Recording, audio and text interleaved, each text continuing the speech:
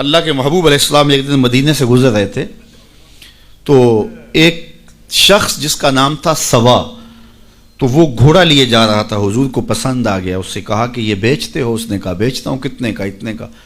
کہا کہ رکو میں اس کی قیمت لے کے آیا اور تمہیں دیتا ہوں۔ کسی نے اس کو رکے ہوئے دیکھا تو پوچھا یہاں کیوں کھڑے ہو؟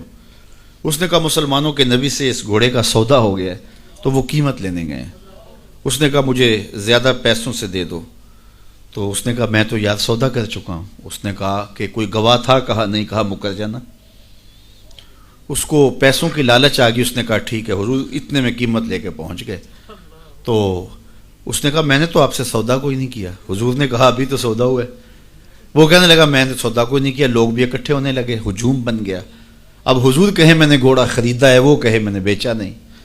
اب جب لوگوں کا ہجوم بنا تو لوگوں کے ہجوم کا بھی ایک پریشر ہوتا ہے۔ تو اس نے کہا کہ اگر بات لوگوں پہ چلی گئی تو صادق بھی یہ ہیں، امین بھی یہ ہیں، تو لوگ تو انہیں سچا کہیں گے۔ اس نے کہا اچھا مجھے یہ بتائیں کہ جب دو آدمیوں کے مابین یوں نزاع بن جائے تو اس میں تسویہ کی صورت کیا ہوتی ہے آپ کی شریعت میں؟ تو حضور نے فرمایا میری شریعت تو کہتی ہے کہ جو مدعی ہے وہ گواہ لائے، والیمین علی من انکر، جو انکار کرتا ہے وہ قسم دے دے۔ اس نے کہا پھر ٹھیک ہے، آپ کا دعویٰ ہے کہ آپ نے گھوڑا خریدا ہے تو پھر آپ گواہ دیں، اور اگر آپ کے پاس گواہ نہیں ہے تو پھر میں قسم دے دیتا ہوں۔ جھوٹ اس نے پہلے بول لیا تھا، قسم دینا اس کے لیے مشکل نہیں تھا، اور اس کو یہ بھی پتا تھا گواہ کوئی نہیں۔ تو اس نے کہا جناب آپ گواہ پیش کر دیں تو میں گھوڑا دے دیتا ہوں جس قیمت پہ آپ بتا رہے ہیں، اور اگر آپ کے پاس گواہ نہیں ہے تو پھر میں قسم دے دیتا ہوں۔ اب بھری بزم تھی، لوگوں کا ہجوم تھا، اور اس نے ایک ایسی بات کی۔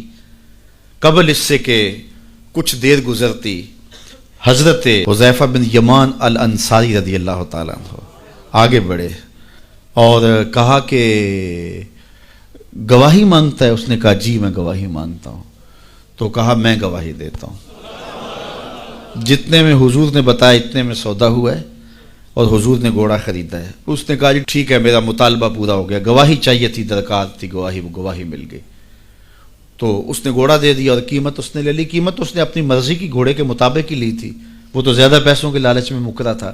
تو خیر اس کو راستہ نکلنے کا مل گیا، لوگ ہٹنے لگے تو حضور نے حضرت حذیفہ رضی اللہ تعالیٰ عنہ کو اشارے سے قریب کیا اور کہا کہ تم نے گواہی دی، تم تو موقع پہ موجود ہی نہیں تھے، تو تم نے گواہی کیسے دی؟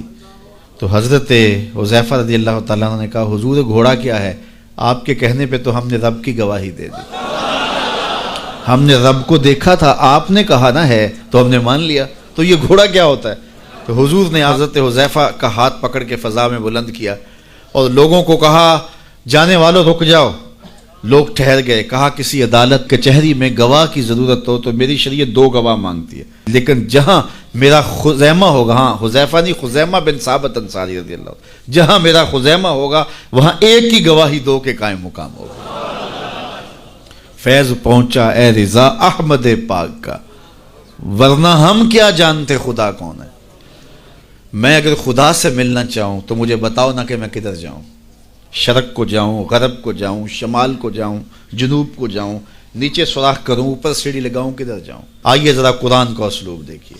وَإِذَا سَأَلَكَ عِبَادِي أَنِّي فَإِنِّي قَرِيبٌ، حبیب میرے بندے تیرے پاس آ کے میرا پوچھتے ہیں، بندے میرے ہیں، مجھے ڈھونڈتے ڈھونڈتے تیرے پاس آ گئے اور تیرے پاس آ کے پھر میرا پوچھنے لگے۔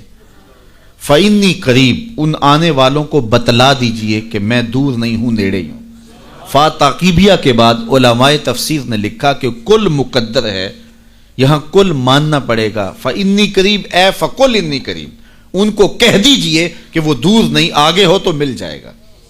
یہ ہے ترجمہ کل کے مقدر ماننے سے۔ لیکن صوفیہ فرماتے ہیں کل کو مقدر ماننے کی ضرورت ہی کیا ہے، بات ہی سیدھی ہے۔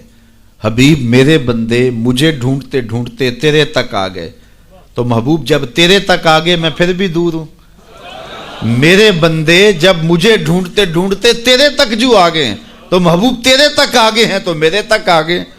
یہ تیرے پاس آ کے پھر میرا پوچھ رہے ہیں، جو تیرے پاس آگے وہ میرے پاس آگے، چونکہ تیرے تک پہنچنا ہی تو میرے تک پہنچنا ہے۔ تو کہا اگر خدا تک پہنچنا ہے تو مصطفیٰ تک جانا ہوگا، بس یہی راستہ خدا تک پہنچتا ہے۔